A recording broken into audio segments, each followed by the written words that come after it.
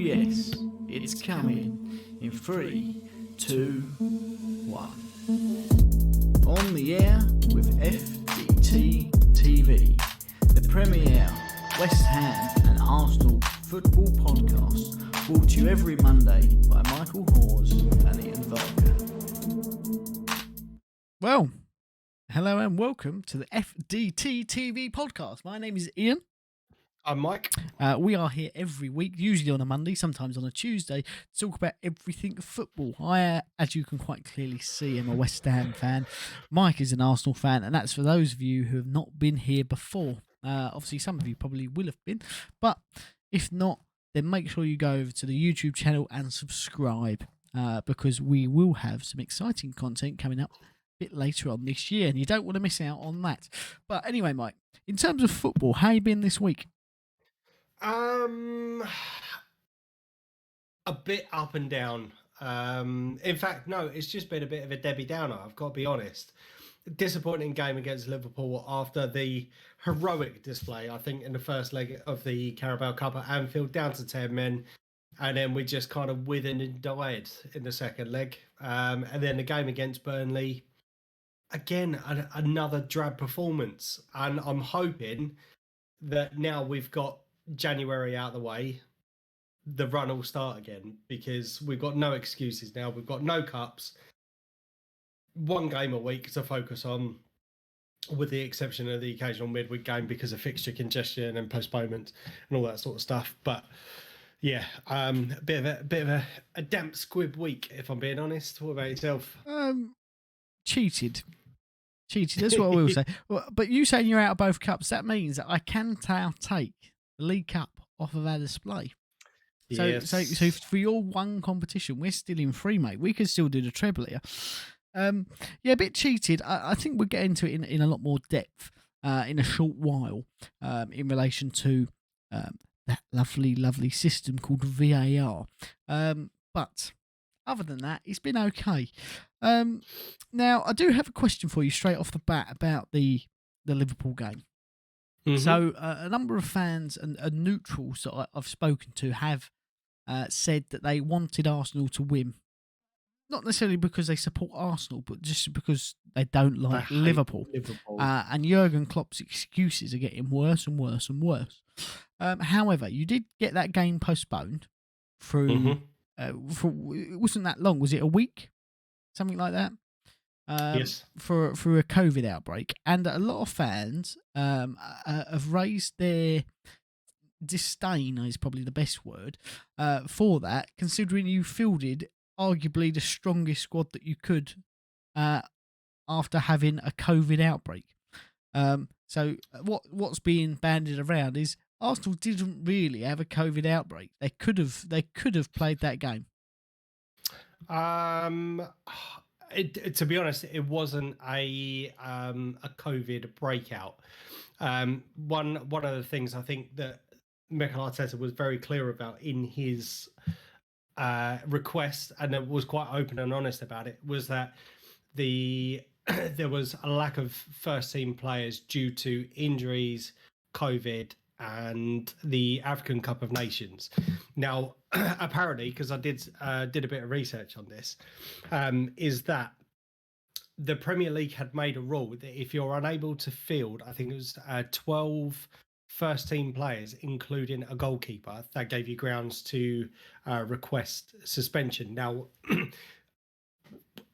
in that covers the Africa Cup of Nations, the internationals, COVID, and injuries.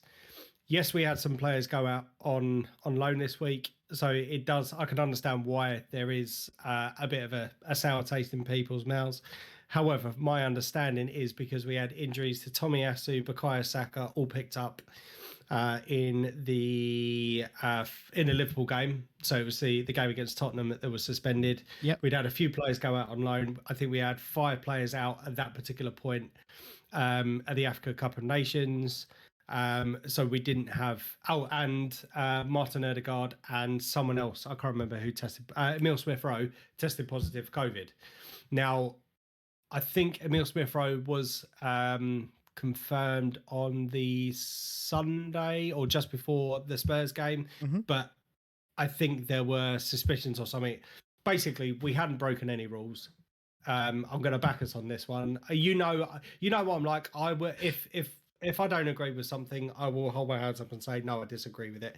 But I think from looking at the statement that was issued and the request that was put in, obviously I don't know what's going on behind closed doors. I only know the facts that are put out to the general public or whatever. But I can't see that there has been any breach of any rules. However, it's interesting what's come off the back of it. Because we weren't the only team to request suspension or a postponement, of a fixture. On the Saturday, when we put the request in, there was a massive uproar saying this is ridiculous, blah, blah, blah, blah, blah. And now they've looked to change the rules. So never mind the 19 games that happened before us. As soon as we put a suspension in, there's got to be rule changes. And I get it from a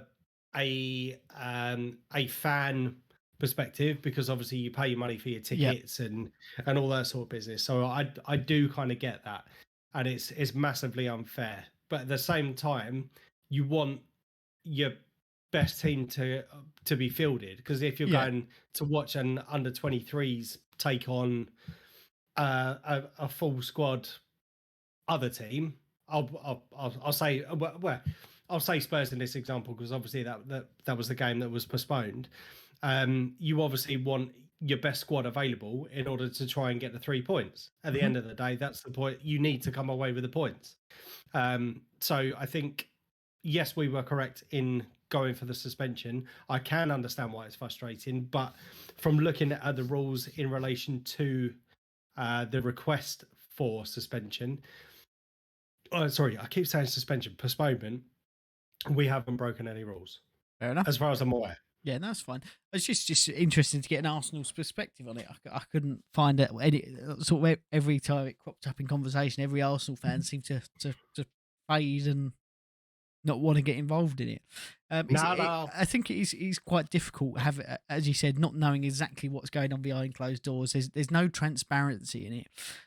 I do think that Leeds need to have some sort of fair play awarded to them this season, and the reason I say that is because that they're not through COVID or anything like that. Their squad has been ripped to the bones with injuries, and I think some of that may be the training style of that non-stop pressure, constant running. But they've fielded squads when they have played a bench full of youngsters and youngsters on the pitch, and I think where most, if that was a top six, a Super League club, as you would say, they would be throwing their toys out the pram to get the fixtures postponed. So I do think Leeds have been very commendable this season, which is a positive in football. It doesn't happen very often, but it is a positive. But that being said, we don't have any football now until the 5th of February. That is a win. Yeah, exactly. I thought it was an international break. It's not. It's just a winter break. So we now have a winter break. It's only 2 weeks, but there are some South American World Cup fixtures. Some, I think Newcastle are going to Qatar. Not what a surprise. But yeah, it's a bit of an odd one.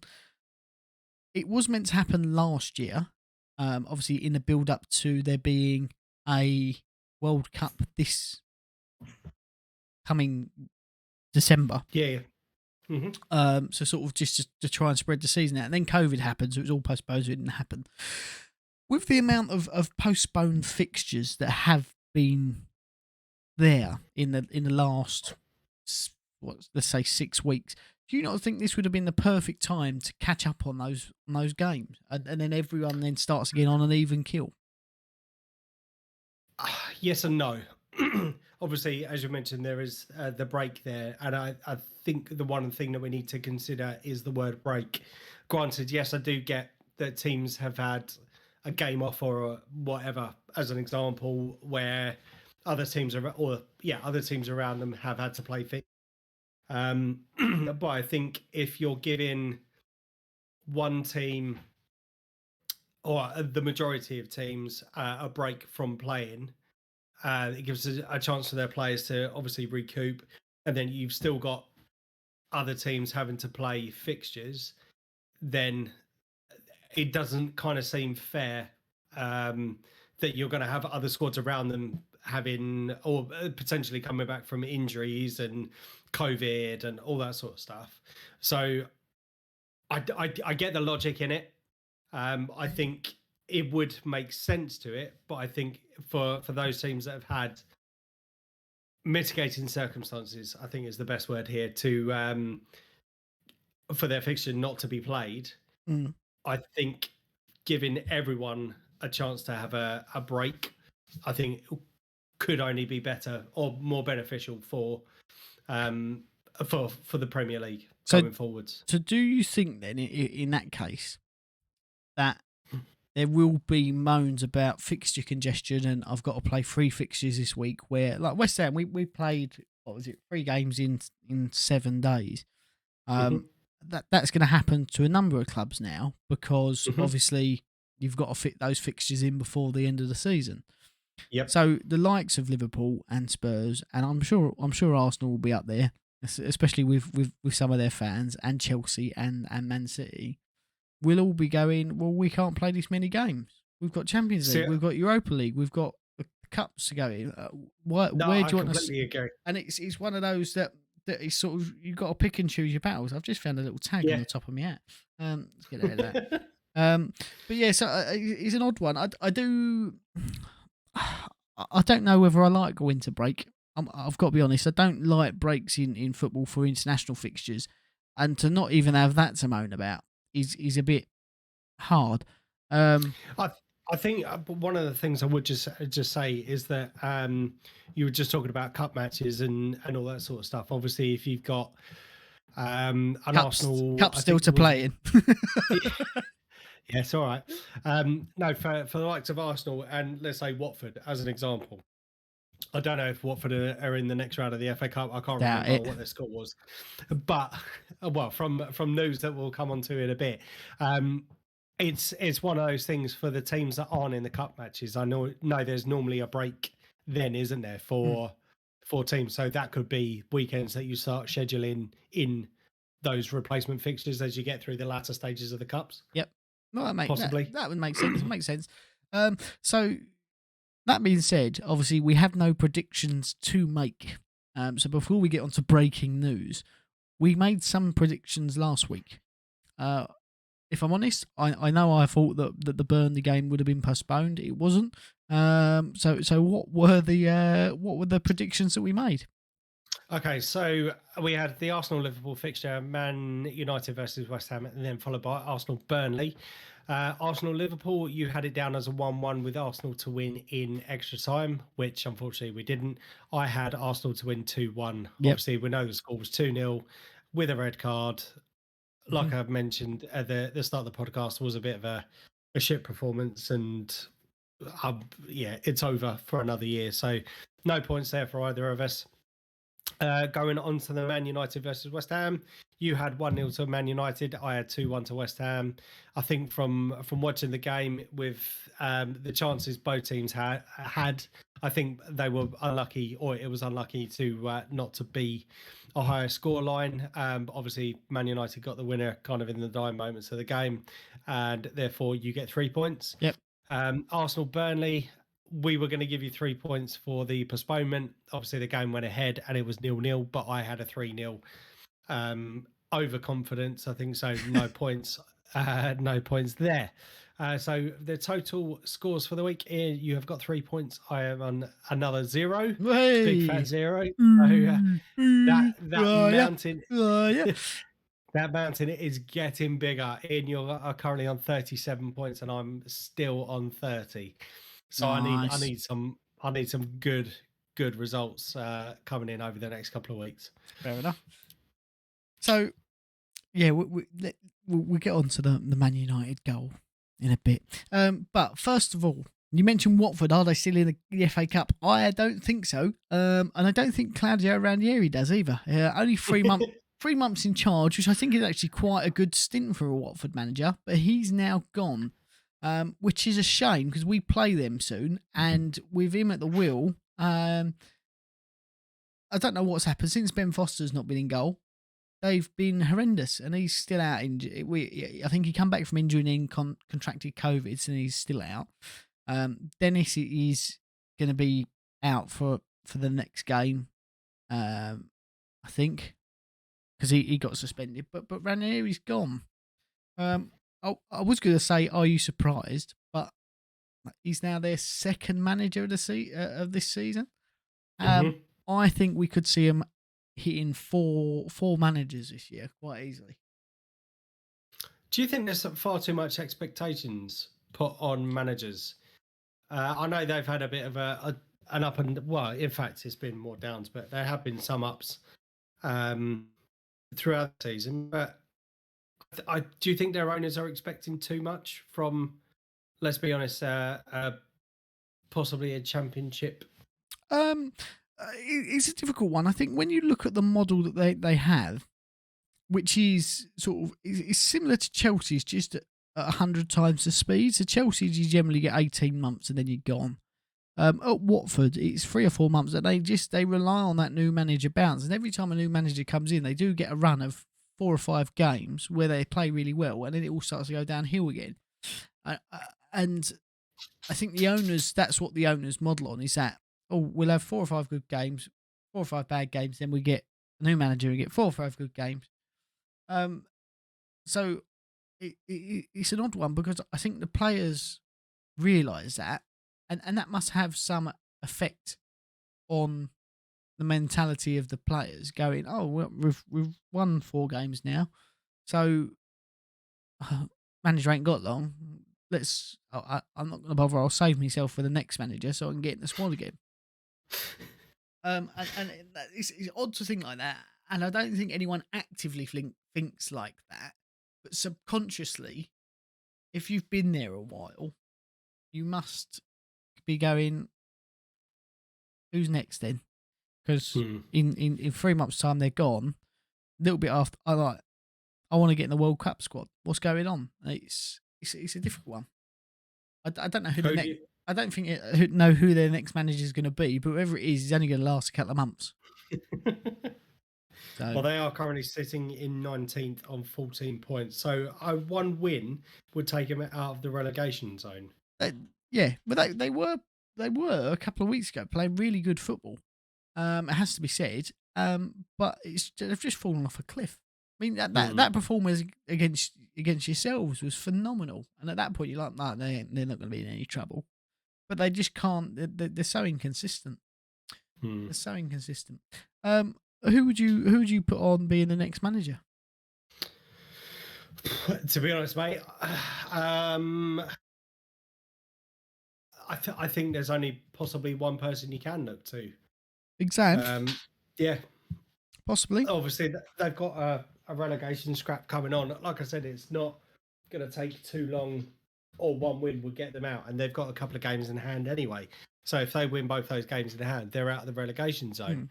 It is very difficult because obviously we don't know who's available. He could end up going for some German 3rd division. Yeah, nobody. That's the way I think he'll go. Be someone out of left field that no one's ever heard of.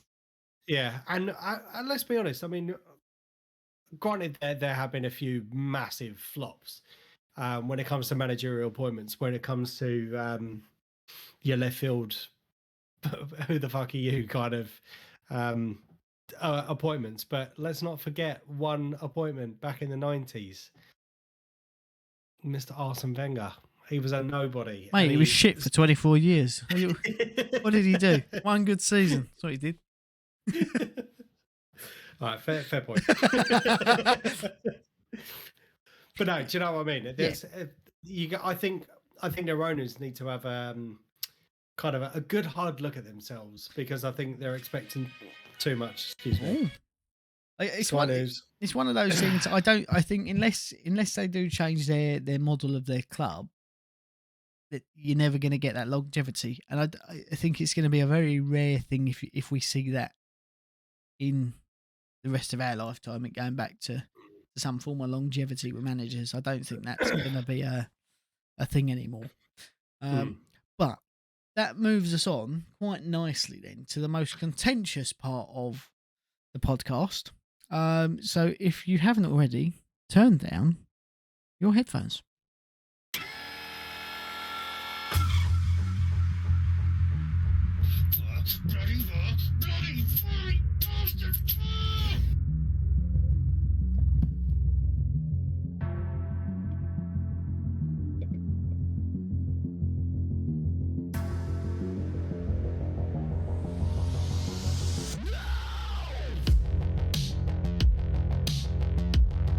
So, once again, a very long intro for VAR, bloody VAR-y bastard.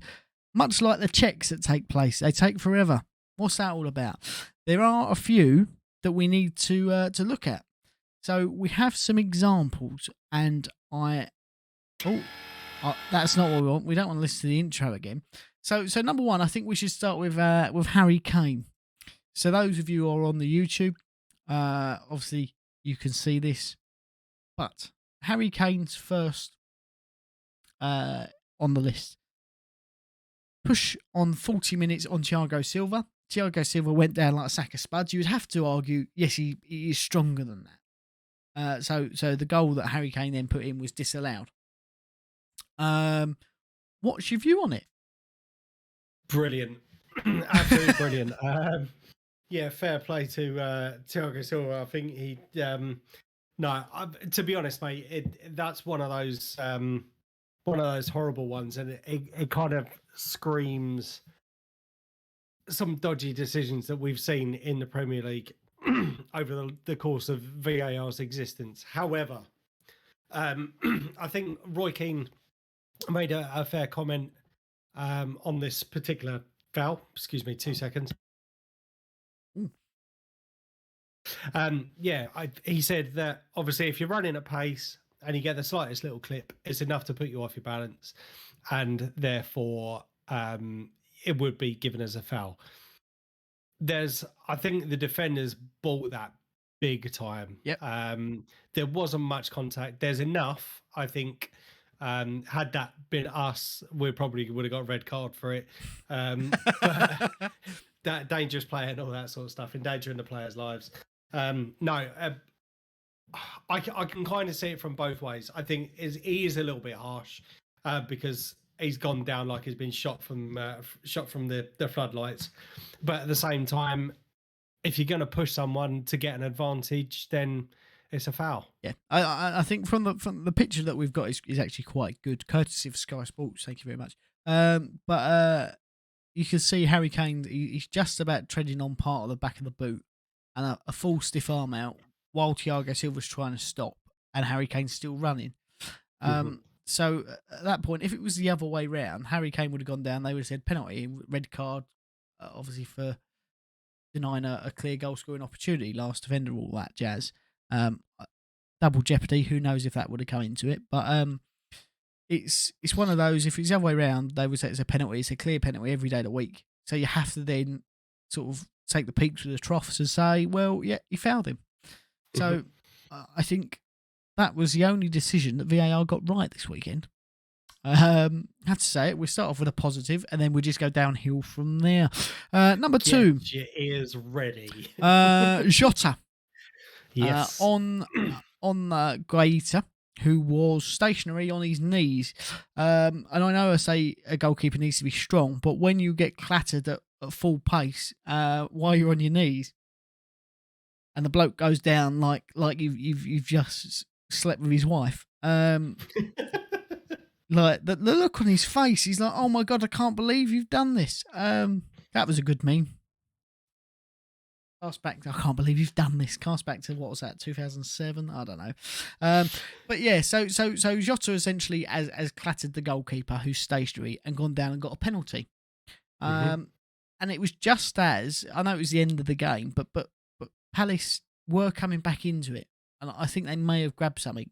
But if that was any other team, I don't see a penalty being given. Yet it's Liverpool, and it's been given. So what do you take on? What is your take on that challenge? Well, there's a few contentious decisions from this game, but this one in particular, I think is outrageous. I think is the only way that you can say that. Even the referee's gone to have a look at the incident on the monitor, and is still given the penalty. Now, when you see it at full speed, you can see Jota running into the keeper. Mhm. When you see it at slow speed, you can see even clearer that he's running to the keeper. How the hell that has been given, I do not know. We've said it before. In fact, you've been very, very strong at saying this. I'm more so believing it more and more each week when you see these stupid contentious decisions that there is a big club bias. There is. And when I say big club, I mean the top three. So your Manchester Cities, your Liverpools, and possibly your Chelseas. But certainly from those two clubs, I think they're definitely seeing the rub of the green more than others. I'm not saying that there haven't been decisions that we haven't got or have got when it's kind of like, but that is just so blatantly Jota running into the keeper. You can see him direct his move towards the keeper. Yep. I'm not being funny. If someone's going down, your instinct is to move around it. He runs into it. And how that has been missed, I do not know. I think that's an absolute shambles. It's one of those. I don't know who the ref was in that game or who the VAR was at Stockley Park, but both of them need to be sacked. Yep. That's not an education thing. That's a quite clear incompetency, and they need to be gone. Now the next one, can't actually get an image of because the Premier League has called copyright on every image of it, and that was Robin Koch on St Maximin in the Leeds Newcastle game. Now St Maximin ran through on goal, left the ball behind, both in the box. Robin Koch absolutely cleaned him out, kicked both of his ankles, and the ref went no. VAR looked at it and went, there's been no clear and obvious error there because there's been no contact. What the fuck? What the fuck? I've got to be honest, I haven't seen this one, so I need to have a look. You if you find something, Mike, then you are a better man than me because every time I've seen it or mention of it, it's either been removed for copyright or it's just non-existent. And it did happen. Nothing on the... No, every image on Twitter of it I could find has been removed. There's been other tackles that are being shown and other instances, but that particular one is being removed for copyright, which I think is a little bit suspicious, if you ask me. Not even on the highlights? Nope, nothing. So if you ask me, that goes to show that there's something dodgy going on. Now, the next one. Have we got the right image? Right. I've done a little bit of play with this. So this is the image that VAR used. Same camera angle, same everything. And this is Manchester United's winner in the 93rd minute, or 93rd minute and 11 seconds of 3 minutes of added time. Now, how that works, I don't quite know, because that's in the 94th minute. However, Ryan Fredericks gave the ball away because he's a bellend. And he's robbing a living. So that's problem number one. But VAR can't do anything about that. Problem number two. Well, say problem number two. What we have to look at here is from this image. You have to look at it and say Cavani looks like he's onside. From an initial angle of this angle, he looks like he's onside. And I'd have to agree with that. But then I would also have to comment that the lines on the pitch are straight. They have to be through regulation. So they are straight. So what I've done is I've used the same angle as VAR. I have then copied the line of the edge of the area, and I've brought it inward. So it looks a little bit odd. So I'll change to that one now. It looks a little bit like I've skewed it to one side. I can assure you I haven't. I've moved it dead on line with the bottom line of the area, and moved it as far as I possibly could. And you'd have to say I'm probably giving a few more millimeters than what VAR does to the attacker.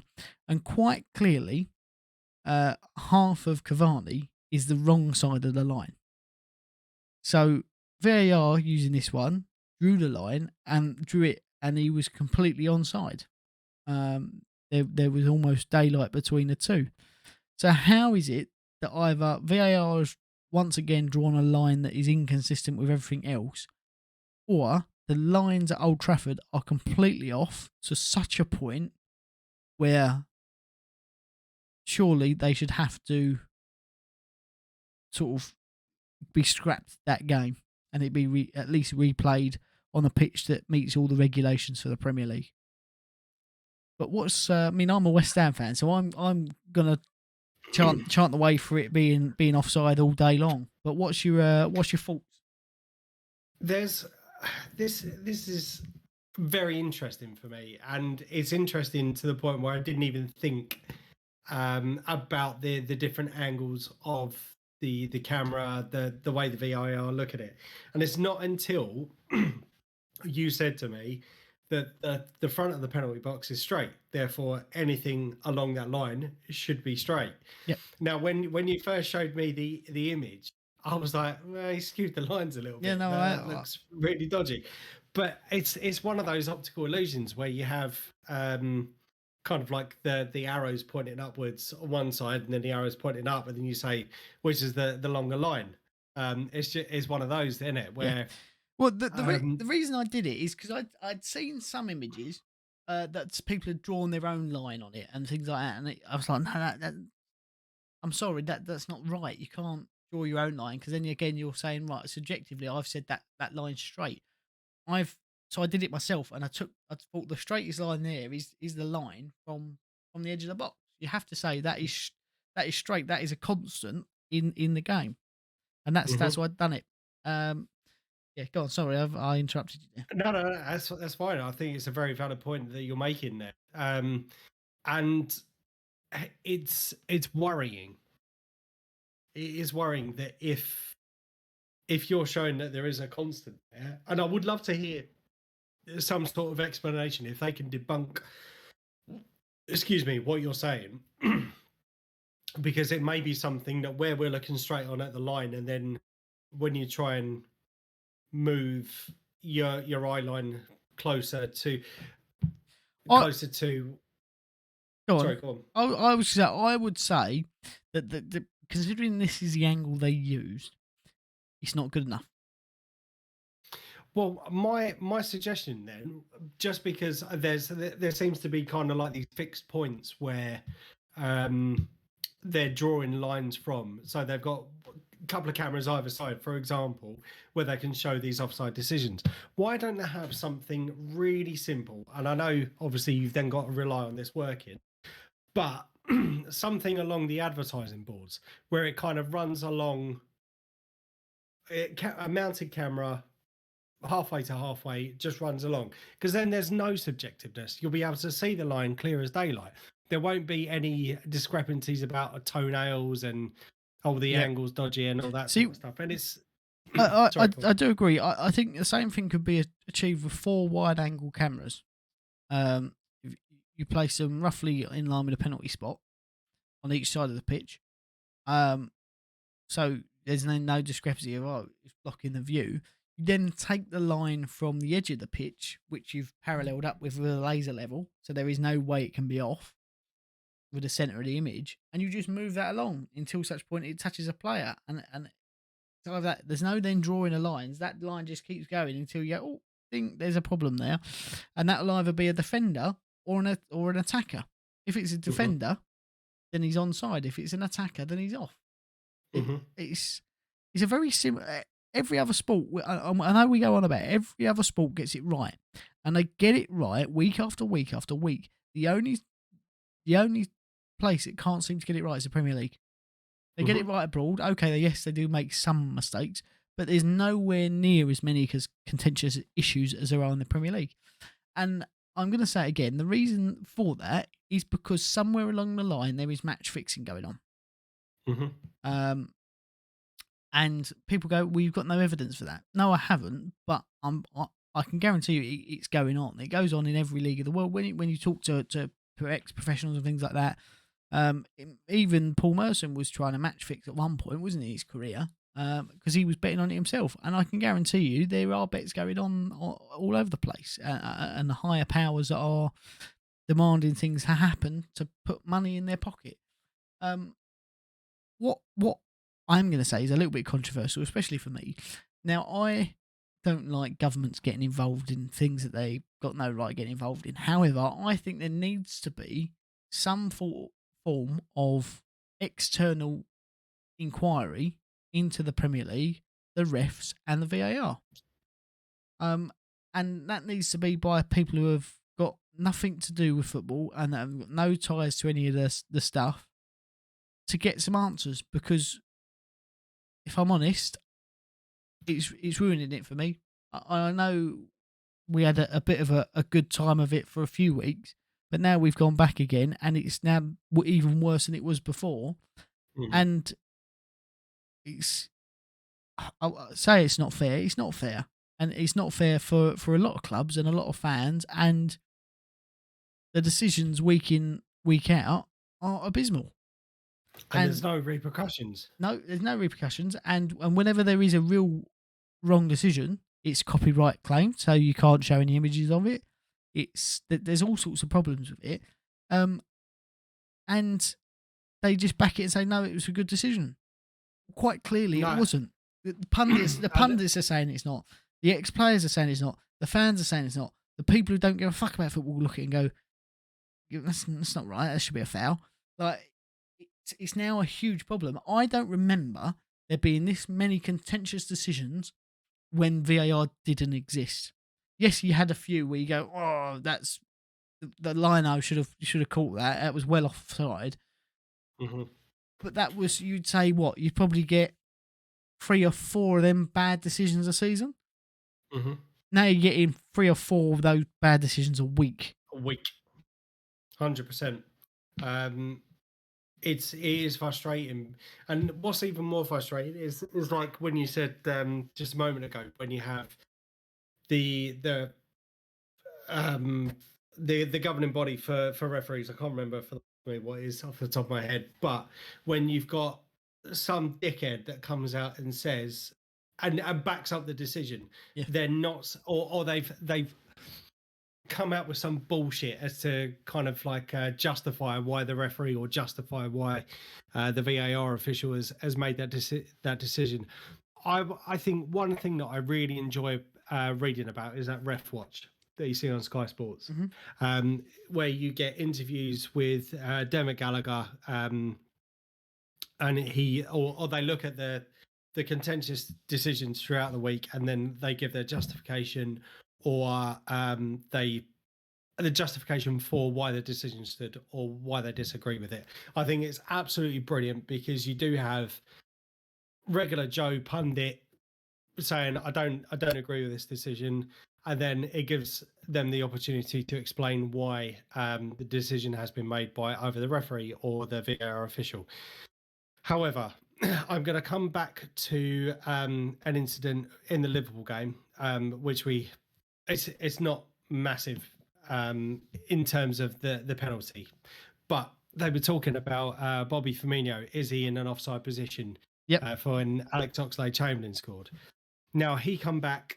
David Gallagher come back and said that no, the lines. The VAR official deemed that Bobby Firmino wasn't whilst he was in an offside position. He was not deemed to be interfering with the goalkeeper and or the defender. Now you have the pundit, I can't remember what his name was, and 2 ex players, I believe. All 3 of them come out and said, well, why is that not an offside? Because he's not only interfering with the goalkeeper's position, because had he gets his head to the ball, the keeper's then got to be able to save it. The defender is obviously looking over his shoulder, and because Bobby Firmino has then jumped for the ball, again, on the off chance that he is onside, that player needs to defend in front of goal. Now you've got a player that's actively making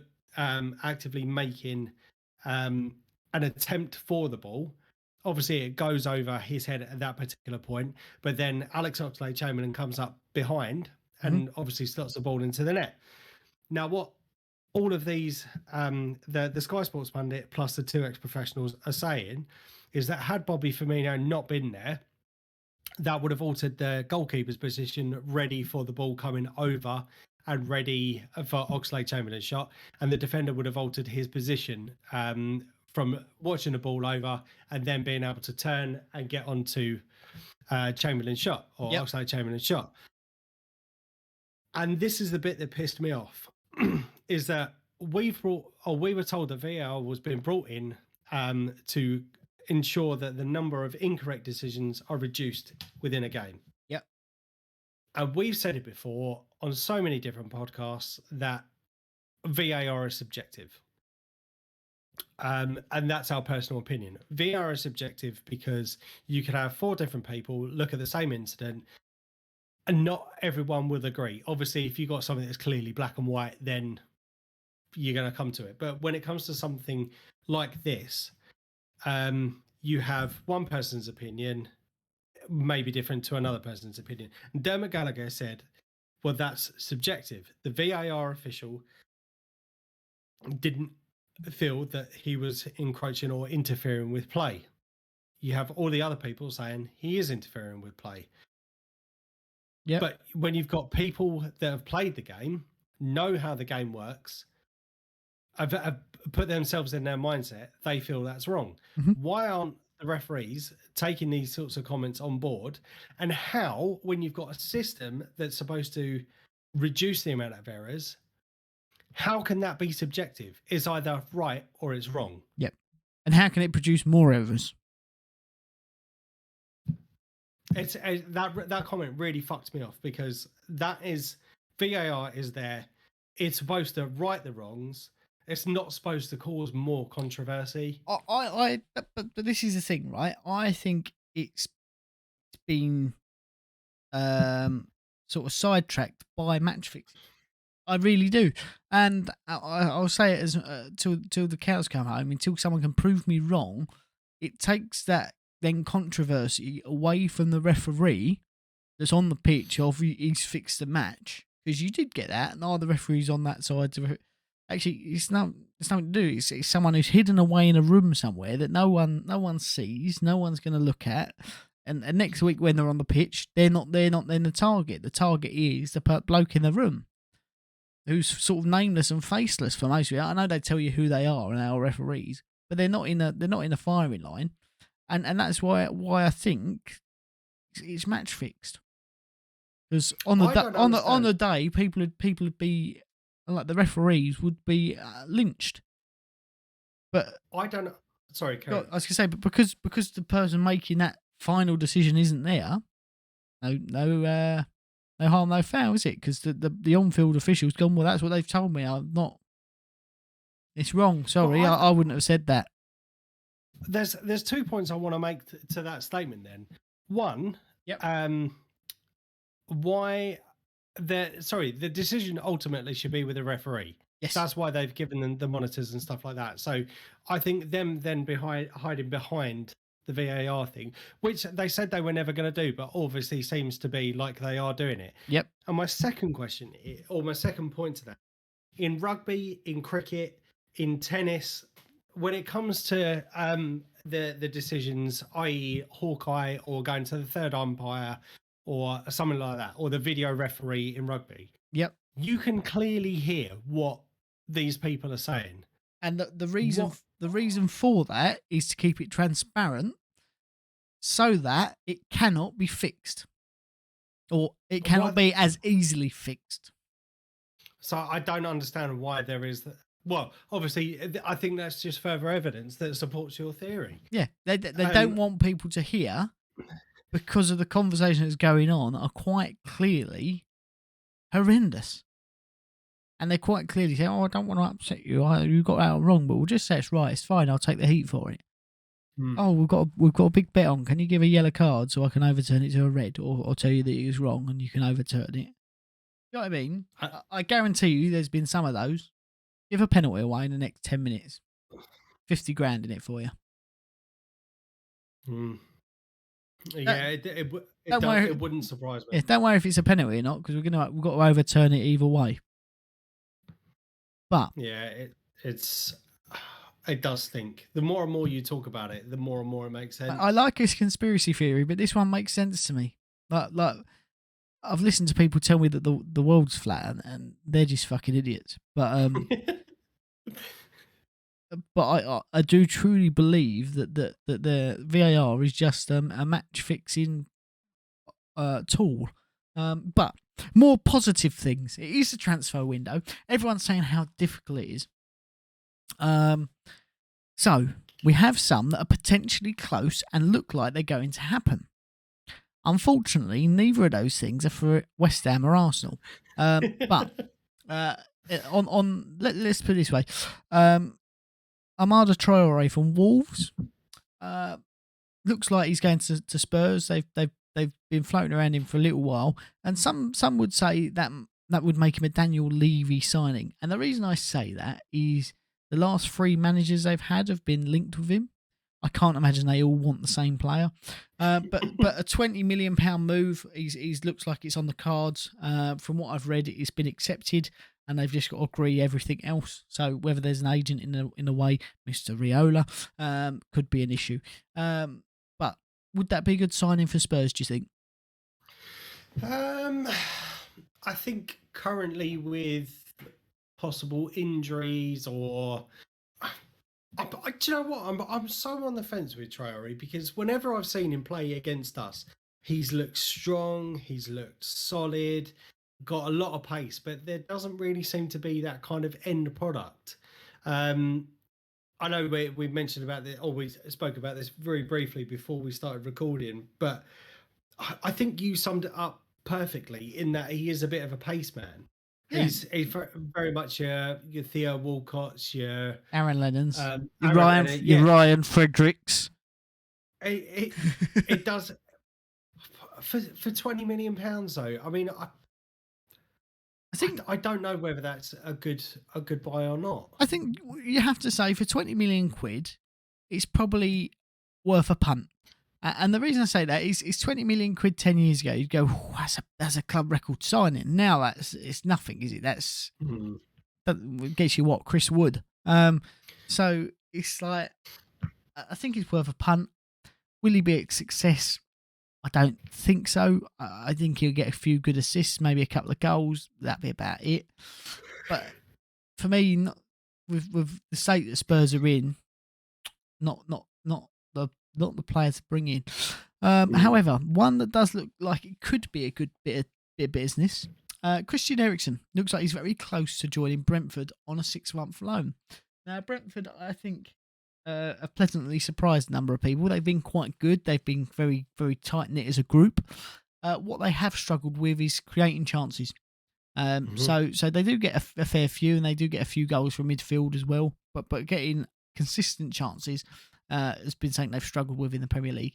Now, Christian Eriksen, obviously, as we know, is a fantastic little playmaker and has done it in the Premier League. Obviously, he's now got he's a playmaker with a pacemaker now. Yeah, so they looks like they're offering him a 6-month deal to see how his fitness is as well, and whether he can do it. Can he keep up with the Premier League pacing? Don't know. That's a big question mark. But I think if they can get that, what a coup that is to attract a player of that caliber. Yeah, absolutely. And I think you summed it up brilliantly there with his quality. And it's such a shame what happened to him during the Euros. I don't think anyone was expecting, or in fact, no one expects any kind of like elite athlete to have to suffer with something as serious as that. I mean, it was effectively dead, wasn't he? Yeah. But to be able to come back from it, I know it's not going to be the first instance of this, because we have seen it with, I think we mentioned Daley Blind in last week's podcast. But I think it's a sensible move for both parties, if I'm being completely honest, because you mentioned last week that with the underlying medical condition, he then can't play football. So that kind of rules him out in Italy, I think you said. Yeah. So he gets back to playing football. heaven forbid that the worst should happen again and he collapses on the pitch. And I know this sounds awful, but if it means that he can't end up playing again in future, hopefully he recovers. If it happens at all, it does make sense. It's probably the safest place for it to happen if it were to happen. Yeah. In the most horrible way that sounds. Yes. Yeah. Like you'd never wish it upon anyone, but well, maybe some people. But if he does have an incident, then obviously everything's now geared up to be the best. It's probably better than having a heart attack in a hospital, having a heart attack on a football pitch now. But yeah, okay. So next, Newcastle. Obviously, we mentioned Chris Wood, we mentioned Kieran Trippier. Not quite the window they were expecting.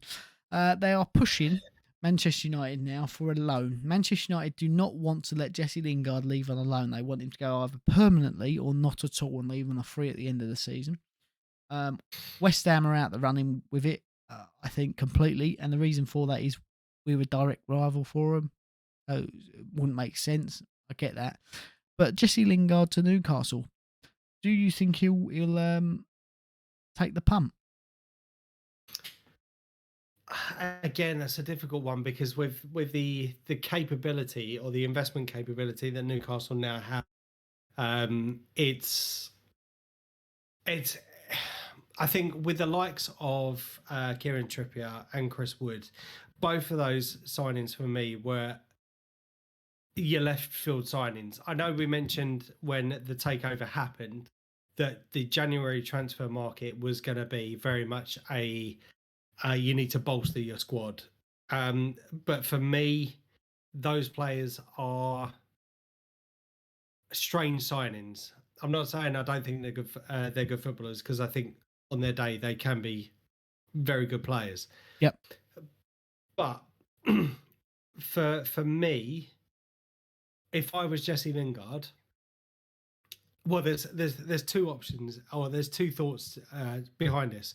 One, you could go to Newcastle if they're willing to pay the money for a permanent deal, and then you get, let's be honest, pretty good wage, or you're going to be getting pretty good wages now. Yep. Obviously with the investment. But is that with a view that they further recruit in the summer, when more players, I think, would be available, end of contracts and all that sort of stuff? Like I said, we did mention it before, and it was going to be kind of like a bolster the squad period within this transfer window, and then possibly hit hard come the summer. Yeah. But does he run the risk that if they do bolster in the summer, that he then drops down the pecking order? Whereas if he waits till the end of the season, he could sign for West Ham. West Ham, if I can make the assumption that West Ham fans really liked him at the club when he was there. I think he enjoyed his time there. For me, the sensible option would be to wait till the end of the summer and join West Ham on a free. Yeah, that would be mine. That makes sense. I think the problem Newcastle are having, especially with attracting big names, is the fact that they are in a relegation scrap. And if it does go wrong, none of those big names want to be playing in the Championship, especially in a World Cup year. If they were sitting mid-table, I reckon they would probably attract Lingard, Martial, and a couple of other big names that would then transform from a mid-table squad to a Europe challenging squad. I'm not saying Champions League, but certainly to get a European place. So some of the foreign talent that's potentially going to come in, it looks like they're still going for some big names, but for some of the foreign talent that's coming in, I think they will probably put in a sort of like a relegation release clause. If you go down, I get to leave on the cheap. Do you know what I mean? And one of those players who potentially is coming in is Diego Carlos from Seville, defender. Now, I don't know too much about him, if I'm totally honest with you. I know that they put in a £30 million bid and were told to pay his release clause, which is 37.9. They're about 8 mil shy, which in terms of footballing transfers, again, is quite cheap when you compare him to Harry Maguire. They do need some defensive backup. I think they have the bones of a squad structure there. Obviously, we mentioned Trippier, good signing for him. You know what you're going to get. He's not going to put up trees, but he can deliver a ball, which is what they're struggling with, and defensively, he's quite reasonable. Chris Wood, I think, was a bit of an odd one, but I think that's a case that they couldn't attract the big name strikers. You know, with Chris Wood, he's been the last three or four seasons, he's been in double figures for Burnley, who don't create any chances. So you put the ball in front of him, he's going to score goals, and he's big. He's a big lump as well. So he's sort of that. Even if he's not scoring the goals, he's going to have two men on him because he's a bit of a nuisance, which then leaves you room for your more creative players, your St. Maximums. Do you know what I mean? To get into that space and score. So for them, I think they do need a couple more signings. Definitely, they've started to turn the corner a little bit, and I think they need to capitalise on that. And I think the winter break for them has come right at the wrong time because that could take momentum out of their sales. Now, moving on to Arsenal, there's not been much more movement. Obviously, we see a couple of loan deals go out, as you said, but Aubameyang had an offer to go to somewhere or other. On loan, he's rejected the opportunity to do that. I think Arsenal did as well. I think they're sort of standing their ground quite firm of, oh, he's an Arsenal player. But what I have read, whether it be true or not, is that if he leaves in January, he wants to move to Europe. He wants to move to France or to Italy. Now, could we see potentially an aging PSG squad add another aging superstar to their ranks? It would make sense. They're probably one of the teams that could afford his wages, and they know they're definitely going to be losing Mbappe. So, okay, he's not. See, I would argue, Aubameyang, you've made another Willian mistake there. He's past his peak, and he's got his big deal, and he's not going to put in the effort. Now, in the French Farmers League, I reckon he could still do a job at half effort. What do you take on that? Do you think he'll leave? Do you think he'll stay? Do you know what? When that offer come out for I think it was a Saudi club that come in for him. It was, yeah, that's right, correct. For £8 million, and they were going to pay his wages or something with an obligation to buy it in the summer. I think it was. It was either obligation or buy in the summer. Again, I think that's kind of coming to the end of your career. I think we've just seen Santi Cazorla pick up some award for goals and assists at the age of 37 within that league. So maybe in a couple of years' time, that is definitely going to be one of those money signings that you could potentially see him in. Do I think he will leave Arsenal? Not unless the right offer comes in. I don't. He's still got 2 years left on his contract, or his extended contract, and that's a lot of money for him to potentially miss out now, unless we get a kind of more realistic offer, which I appreciate for an aging person. He's 32 now, or 30, or coming up to 33, I think he is. Yeah. Personally, I think this is one of these Mesut Ozil type situations where you're going to have to either buy him out of his contract. I hate to say it because I do want him to come back into the team. I do want to see him again back in an Arsenal shirt, but I wanted to see Mesut Ozil. I wanted to see Jack Wilshere. I wanted to see Aaron Ramsey. I'm just a bit of a sentimental person. Yes, he had a bit of a torrid season last season. I know we've gone through the disciplinary issues, and I get the culture that Mikel Arteta is trying to instill in the club. And if you got someone so senior not following by those rules, do you then want that person in or around the club? And I get that. I really do get that. But for me, I don't see him moving on at the end of this transfer window, possibly the summer. And again, it's just going to have to be one of those more realistic offers, I believe. And last but certainly not least, West Ham. Obviously, there's been rumblings we're looking for the right player, striker, for a long time. Now, it looks like David Moyes has pretty much confirmed there's going to be no business. We've been linked with Dominic Calvert-Lewin for 60 million quid. I don't know where that came from. We won't pay 20 million pound for a player. So where are we going to get 60 million from? I don't know. We've been linked with Tarkowski again today. We've been linked with Kate Lacar again today. But what seems to be the running theme with every single transfer rumour that's come around is West Ham don't want to buy anyone. They only want loan deals with an option to buy, which in a January transfer window you're not going to get, not unless your option to buy is mandatory and ridiculous. I personally, I've got a couple of opinions. I think that the fan base will start to turn again, which will make it very hard for us to continue our upward trajectory which we've been on. And unfortunately, with the amount of games in hand that people have got around us, and the fact that we get cheated out of Manchester United points, is quite easily we could be down in 10th before we know it, because it's still quite close. And that's quite a scary thought, considering how high we were flying. Now the other thing being that's crossed my mind more recently, like today, is, do you remember when David Moyes went to Manchester United and, okay, he inherited a squad that won the league but should have finished 7th, but the only player he could attract was Fellaini, who'd already played under him? I think if there's a potential problem there, because his opinion there very much was towing the club line. We're still looking for the right players. We don't want to bring in just anyone and throw money at it.